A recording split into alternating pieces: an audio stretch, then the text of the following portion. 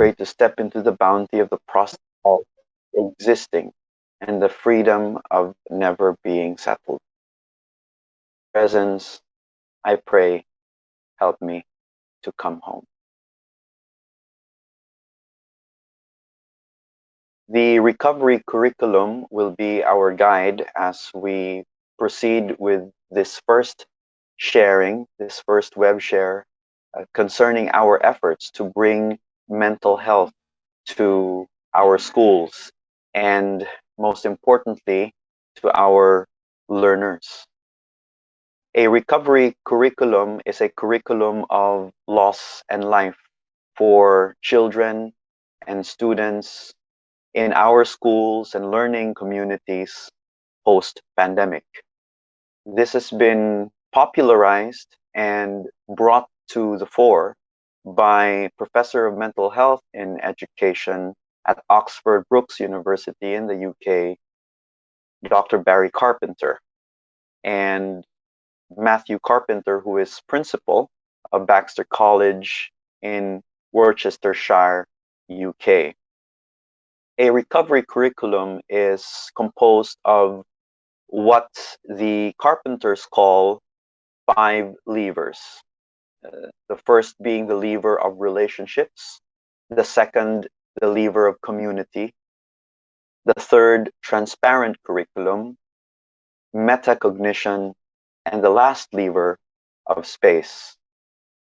This first web share will focus on particular activities, particular events or situations that we can make opportunities to be able to work around and with the first lever of relationships. The Carpenters write in their think piece appearing in evidenceforlearning.net, and I quote, "We can't expect learners to return joyfully, and many of the relationships that were thriving may need to be invested in and restored. We need to plan for this to happen, not assume that it will. Reach out to greet them, use the relationships we build to cushion the discomforts of returning." End of quote.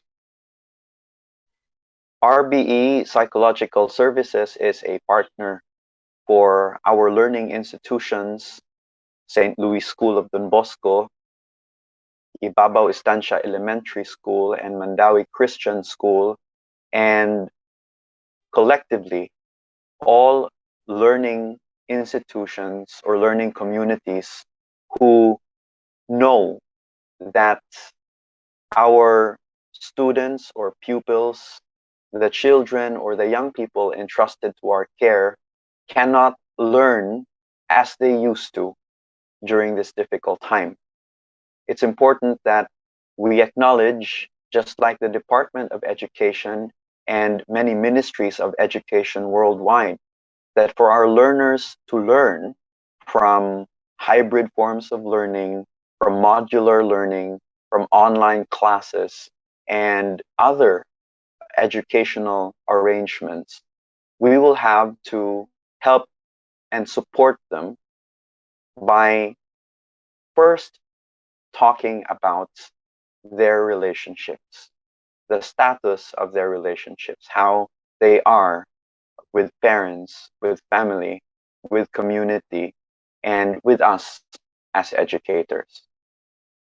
As you will see on the screen, you will find a part of a guidance program, and we hope to use the 1 hour that we share these thoughts concerning the first lever of the recovery curriculum, and that is relationships, that these become alive in the 3 activities that we wish to share with our guidance counselors in SLS of Don Bosco, in Ibabaw Estancia Elementary School and Mandawi Christian School, and other guidance counselors in different schools, different universities and colleges and learning institutions.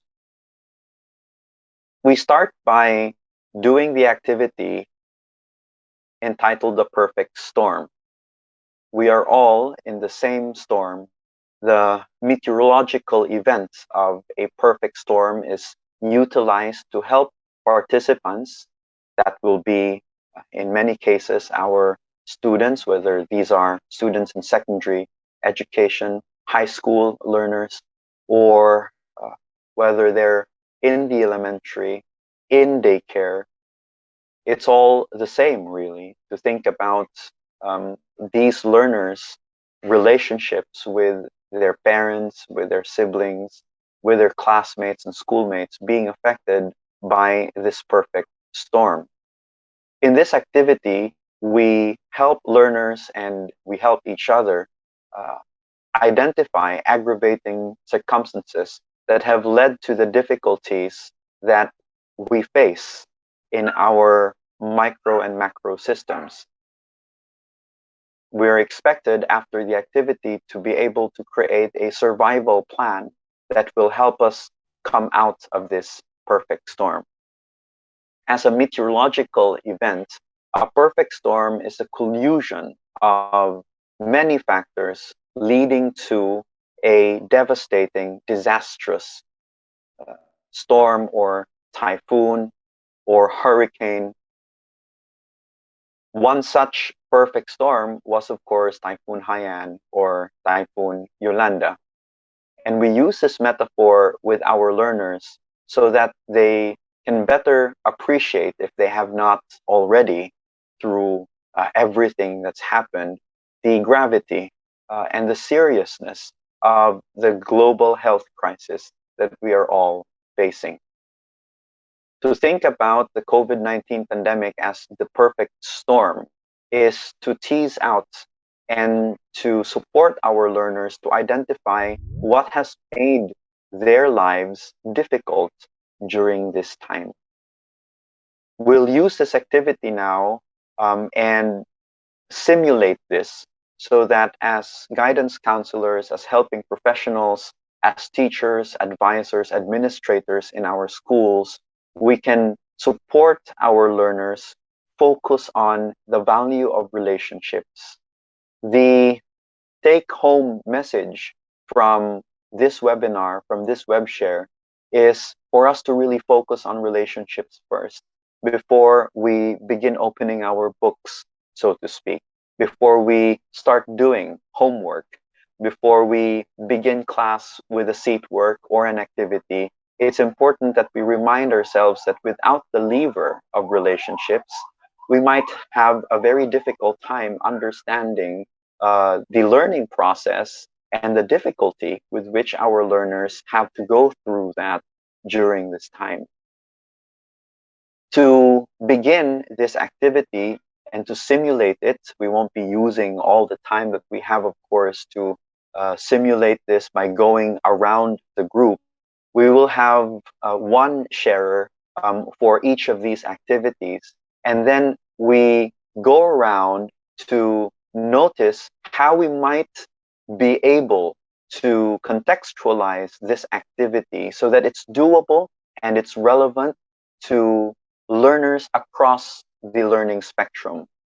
Of course, when we speak about the concept of a perfect storm, this might be better understood by students or learners in the 6th grade, for example, and high school students, university and college students, of course, would not have any difficulty understanding the metaphor of a perfect storm.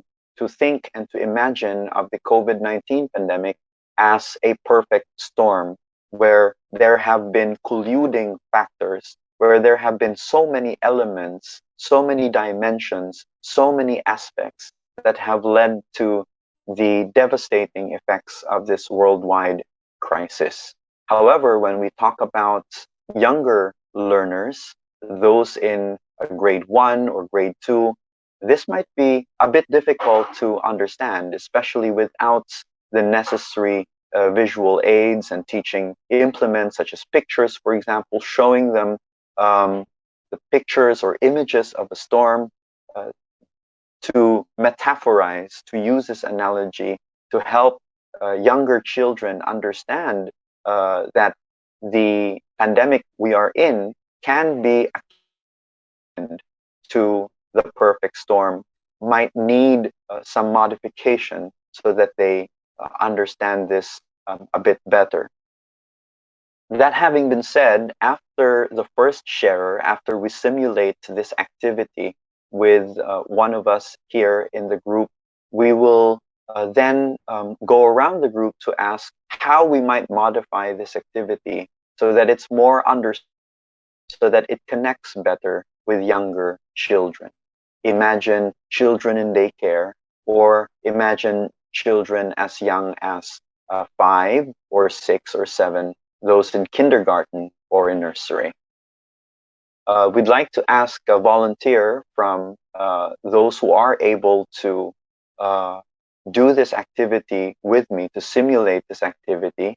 If I were to ask you to identify aggravating circumstances, factors that have happened uniquely in your life, or perhaps as something shared by most of us, what would these circumstances be for you?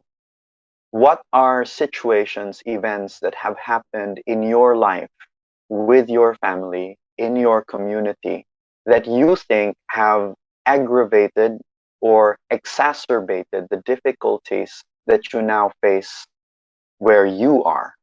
Of course, we have different backgrounds. We come from all over. We have different family situations. And so there might be very specific circumstances that have made life difficult for you. The rationale or the objective of the perfect storm activity is twofold. And this is to understand the situation, the unique situations our learners find themselves in. And second is to use this knowledge and this understanding of how they are in their relationships, to use this knowing.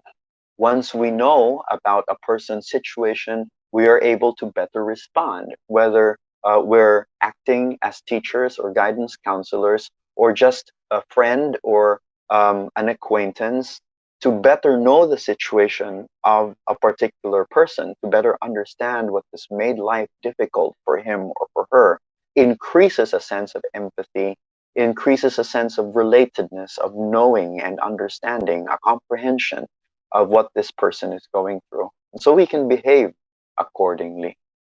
After we listen to what has made life difficult for our sharer who will do a simulation of this, we will then go around to ask how this activity, the activity of the perfect storm, can be done with a younger audience or with younger sharers.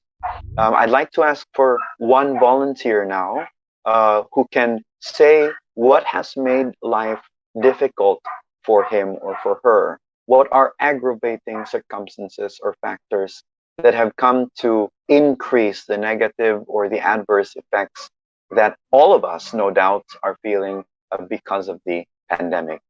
I will mute myself for a while to wait for any volunteer before we proceed with what we need to say with regards to the perfect storm activity.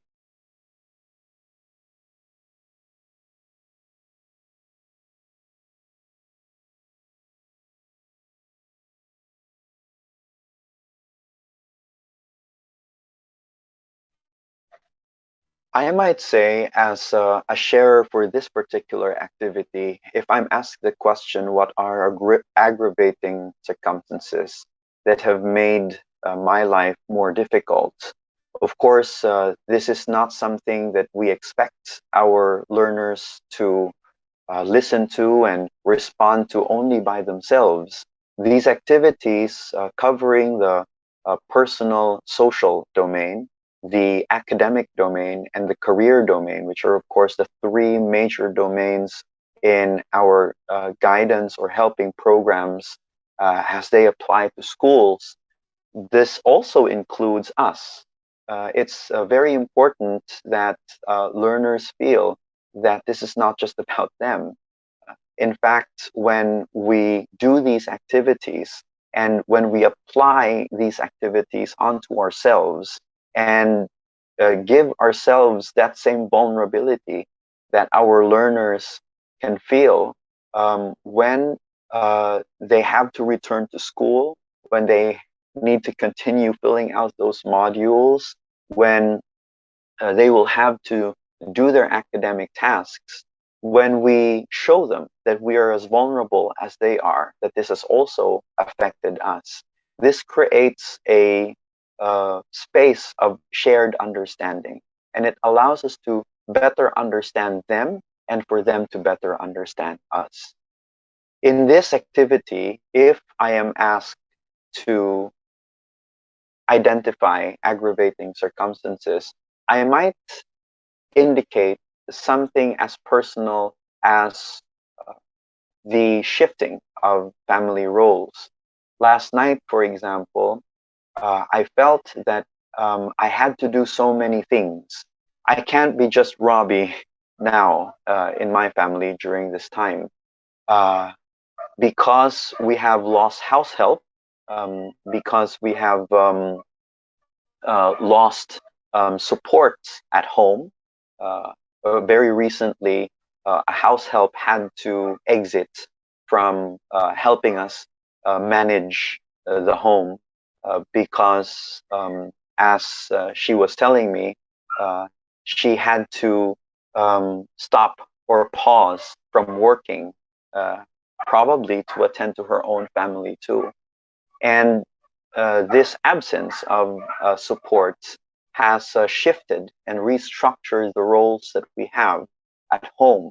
So last night, I felt very burdened by the many things I felt I needed to do. I had to speak with my sister and my mother to negotiate for the delegation of certain tasks, which of course have been left to delegate for us because of the exit of a person from the home who we were used to providing that kind of support. So this is one aggravating circumstance for me. The shifting roles and the shifting functions, the many tasks that need doing and delegating at home has made it extra stressful for me. And a survival plan, I suppose, would be important is to help me survive. The difficulty of juggling through many tasks, having to deal with multitasking. It's important to create a survival plan around this, I feel, to communicate with the family, to be able to sit down and meet with everyone and level off and remind myself that this shouldn't be something that I should be burdened just by myself. To think that these responsibilities are only mine to do or only mine to basically handle would in fact overwhelm me further.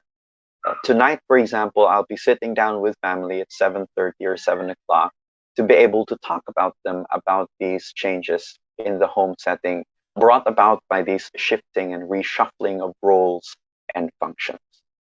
So, as you heard and you saw in that simulation, this is very doable with high school students, with college or university level students.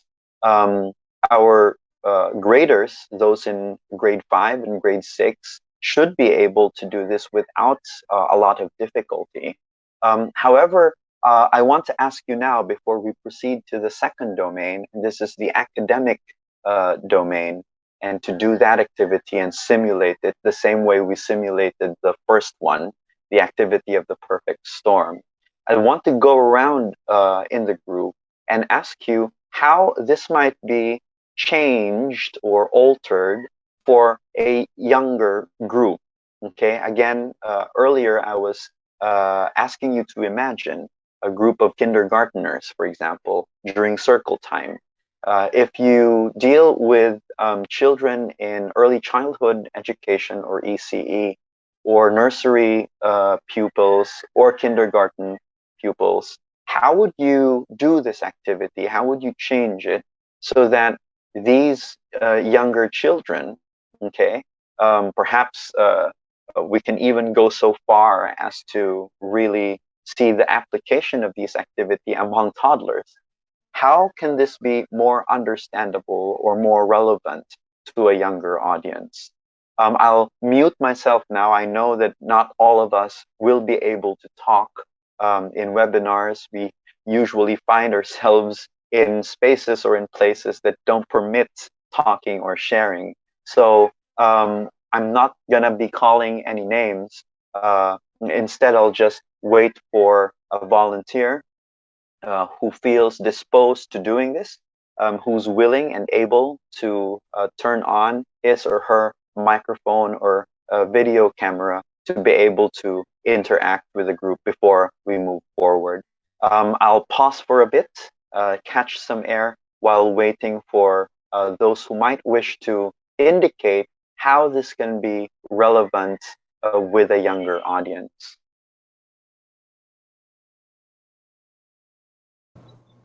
Hello, good morning. Hello, ko sir. Siguro for me, sir, I think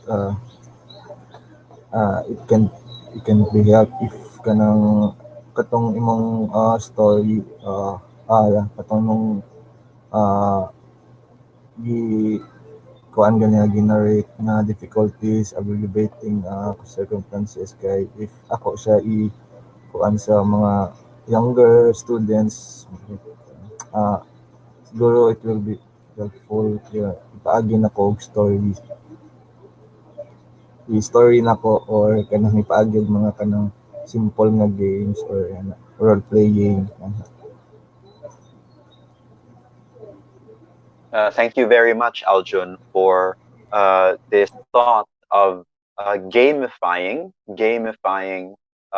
these activities. To gamify activities is to really do what Aljun has suggested, and that is to break down these complicated instructions. Well, they're relatively complicated for children, and certainly, if you discuss the idea of a perfect storm and use this analogy, again, it will not be as relevant to a younger audience or to younger sharers as it would be to older ones.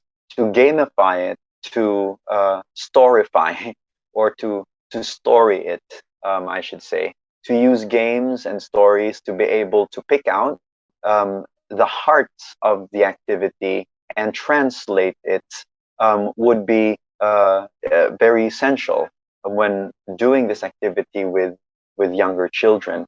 If you are a teacher of kindergartners or students or pupils in nursery or in early childhood education, you may use wordless stories. It's a very nice concept that we're learning from the Mental Health Foundation UK. And wordless stories are just that. They're stories without words. How can a story have not have words? Well, they use pictures, images, and to use pictures of a disaster or a difficult event, to use pictures or images showing people struggling with an emergency or with a crisis can quickly divert and well center the attention of children into the difficulties that they see in their own life. This is also doable via game. So other than use wordless stories and preparing pictures and images to bring ideas and thoughts and feelings out into the open, a gamification of the perfect storm can happen through the Bahay Bata Bagyo game. It's a very common game. A lot of people enjoy it. It's a modification or an adaptation of the open the basket, close the basket game. This, of course, involving the prompts of Bahay Bata Bagyo. And everyone, of course, many of our children, even without pictures, will definitely understand what a bagyo is. Even very young kids understand what a typhoon is or what a bagyo is, especially if they've gone through something as potentially traumatic as Typhoon Haiyan, which was not just an ordinary typhoon, but a super typhoon. So the gamification of the perfect storm activity using the Bahay Bata Bagyo game or wordless stories should allow educators to connect with younger children and allow them to be able to express what disasters, quote unquote, what difficulties they're experiencing in their life. We move now to the second domain of the academic domain. And here, as you can see in your screen, we have the activity called Where is Bosco? Here I Am. Of course, this has been contextualized for the St. Louis School of Don Bosco community. However, we can insert any name there. We can say, for example, well, any name actually that is more relevant to the learning community where you're in, okay? You can use very, I'd say, popular terms like where is Dudong or where is Inday uh, um, to be able to present this activity to learners. Here, groups of learners take time to play a version of the game to tell everyone how they've been. We all know the game, and here this is already a gamified activity. We all know of the nursery song or the circle time song, Where is Robbie? Where is Robbie? Here I am, here I am. How are you this morning, etc. Right, so this is how it goes as the game goes, and we take turns. Of course, it's a game that allows natural turn taking to happen, and it makes people within the group or within the circle less shy because, of course, it's done in a song and everyone rhymes in or pitches in. Learners and teachers, when doing this activity, Where is Bosco? Here I Am, will be able to identify together the different losses that they have experienced during the pandemic and acknowledge ways the school can become a hub for safe and comforting presences. Participants are urged to indicate how these affect learning and, more importantly, how to use these to the advantage of the learning process. Remember, the recovery curriculum is about loss and life. The main tenet of a recovery curriculum is that we can't move forward to these new normals simply thinking or simply imagining like nothing has happened. Okay, it's really important that educators and counselors are able to acknowledge that children today have different challenges in learning compared to learning pre-pandemic. And one way to be able to do that is to really do these activities, the perfect storm, Where is Bosco? Here I Am, to bring home the idea to students and to learners that we understand that they've lost something. We understand that things are no longer the same for them, and that we are here despite that, right? So being a gamified activity, this is something that's really quite easy to do with younger learners already. Now we simulate this, right? Perhaps in the interest of time, because this is something we can easily imagine. So in a group of, say, 15 or 20 kindergartners, we take turns to play the song, Where is Johnny? Where is Johnny? Here I am, here I am. How are you this morning? How are you this morning? And then we provide a response, right? So this is how the game goes. Now, the challenge seems to be opposite here when we compare this to the perfect storm activity, because being gamified already, the challenge here is to bring this to a better relevance among an older audience. Of course, it would be quite awkward, still doable, of course, if college students or older students are game with it. But if they're not, we'd like to ask someone now from the group, if you're able to, how might you be able to do this activity with an older audience? Imagine university students, imagine grade 9 or grade 12 students who might not be as gameful, who might not be as game to singing or playing this nursery game. Um, so again, the important point here is to use to use the heart or the core of this activity to be able to identify losses. When a participant, when a student answers the question, "How are you this morning?" This becomes a window or a door to understanding what or how his or her life has been, to really have an open ear to the difficulties, the losses, as well as the abnormalities, if we can say that, that this pandemic has brought into this learner's life. I'll mute myself for a moment and hear from anyone in the group who might have a particular way of adjusting this activity so that it's something uh, college students or senior high school students will be more open to doing.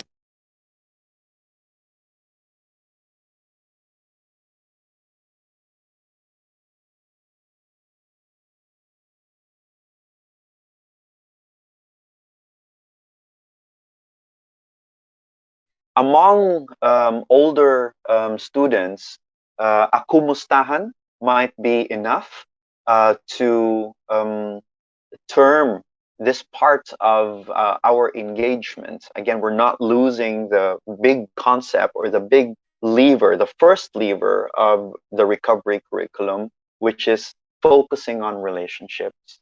A kumustahan might be enough to say, for example, that good morning or good afternoon, good evening.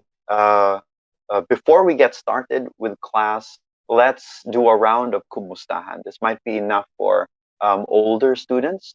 For high school students who belong to very tightly knit communities like SLS of Don Bosco, and when there's a common culture, that's kind of redundant. When there is a culture that is accepted and that is alive within the community, it might be good to use a story about elements in that culture which are pertinent to student life. For example, it's very intriguing for many Bosconians to know that Don Bosco as a saint was fabled or was known to have um, uh, uh, very, we say very supernatural powers, such as, well, his memoirs or his biography would include the power of teletransportation or teleportation, um, so that there are many documented cases where Don Bosco is seen in one place, but simultaneously also in another. So in the SLSDB environment or culture, telling high school students of such stories allows them to have a better sense of space and what has changed in their spaces. Also, a good way of prompting high schoolers to engage in this activity is to ask them the question, if not here right now, where would you rather be, right? If you can choose any place in the planet, or if you can choose any place in the universe, where would you rather be and why? And this question opens up an understanding of their preferences. It opens up a window to better see where they are in their life. Imagine a student who says, for example, um, I I wish I were at the edge of space, like billionaire Jeff Bezos, or I wish I was in a rocket ship, like the Virgin owner who flew at the to the edge of space. I wish I were there. And when we ask them a question of why would you rather be at the edge of space rather than here? And this can prompt them to say things like, well, family is really a hassle. I don't like it because at home it's messy, it's crowded. All my cousins from the provinces are there, and I don't like it. I feel very crowded and rammed in. And from that, we see that there are losses of privacy, for example, a loss of space, the abnormal changes brought on by the pandemic. Lastly, we look at how we can use the lever of relationships to help learners in the career domain. This activity is entitled Where Am I Now? And we will be closing our hour of web sharing with this. Using the Where Am I Now prompt together with the career decision self-efficacy scale, which is a scale constructed by Nancy Betts and Karen Taylor in 2012, we would be able to also see how relationships have changed for our learners career-wise in an effort to create formative opportunities for the young. Bosconian learners deepen their self-awareness about how the pandemic has forced everyone to face a new world of work, reassessing changed goals, new ways of looking at human capital metrics and decisions. Again, the focus here is on the relationships. We can, of course, be conscious of two elements when we talk about careers, and that is a task orientation and a relationship orientation. And because here we wish to emphasize the importance of relationships before theory, before subject matter, before homework, before project, before a quiz, before a lecture or a discussion, it's really important that we bring the attention of learners to the relationships or the relational components of work. As you very well understand, this is more relevant to an older group, okay, an older group of students who will find a bit more connection with the question, where am I now, in terms of making a career decision. And I'd like to bring up some questions, which, as I said, were from that scale by Nancy Betts and Coley. These are sample questions that we can have our older students work with. And it's a very simple, I simplified it because, of course, the scale contains more than just more than just 5 questions.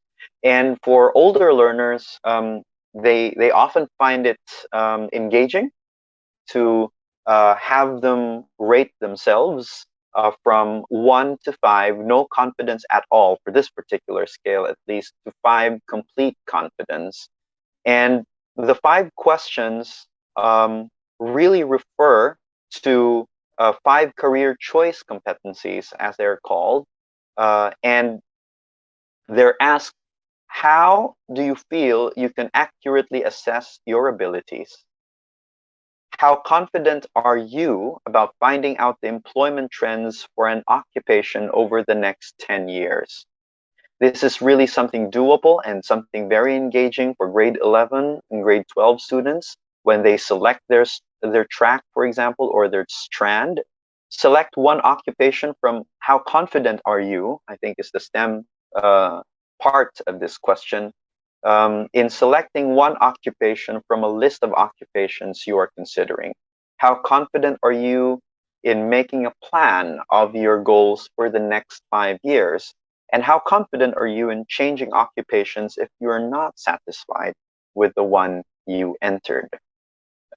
The challenge here is, again, using such questions, using such thoughts, so we can connect with the relational status of younger learners. So I'm going to ask for your help once again, just before we end today, about any of us here who might be able to translate this into an activity, a game, a story that brings about this focus among pupils or younger learners. So I'll mute myself for a while, waiting if anyone has any sort of idea to make this more relevant to a younger sharing group.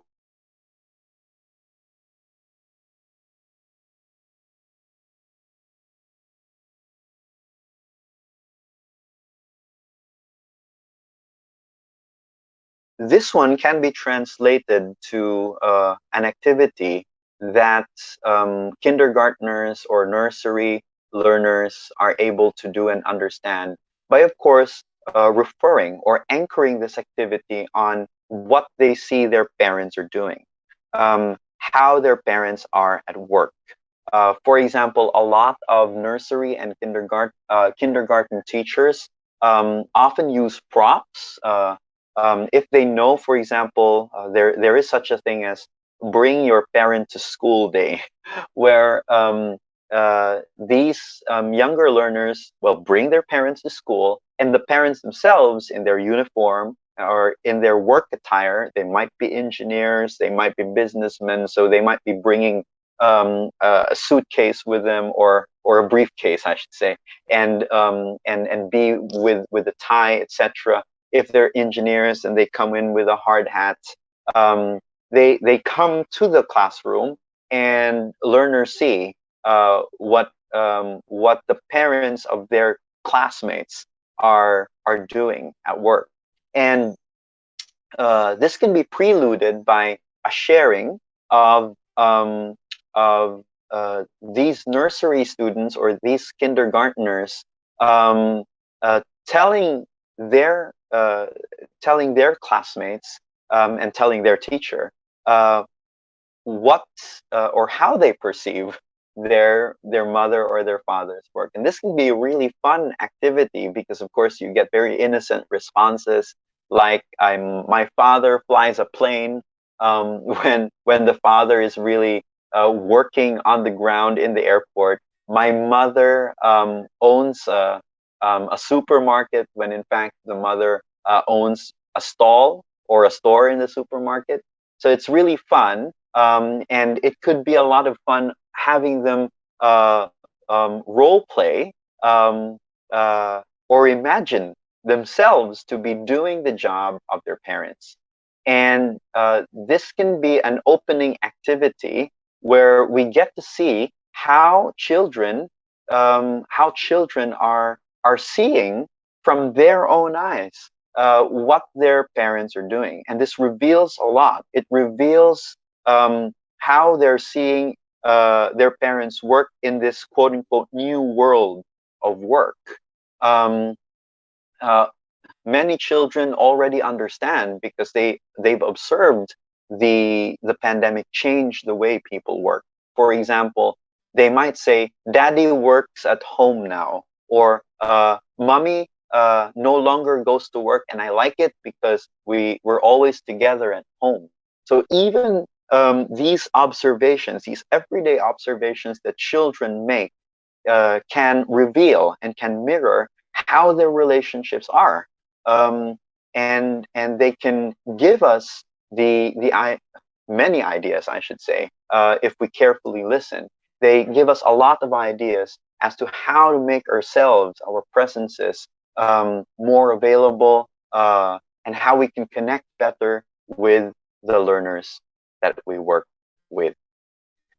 I hope this has been a wonderful start, for us to open our thoughts and open our minds concerning the recovery curriculum and how it can be used, in improving the response of our learning communities to the challenges of the pandemic.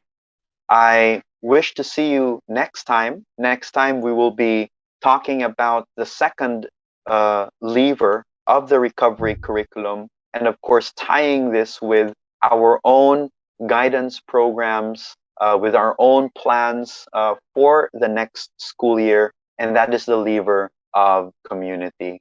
And thank you very much for joining us in this hour. Stay safe and hope to see you next time. Goodbye for now. Thank you, sir.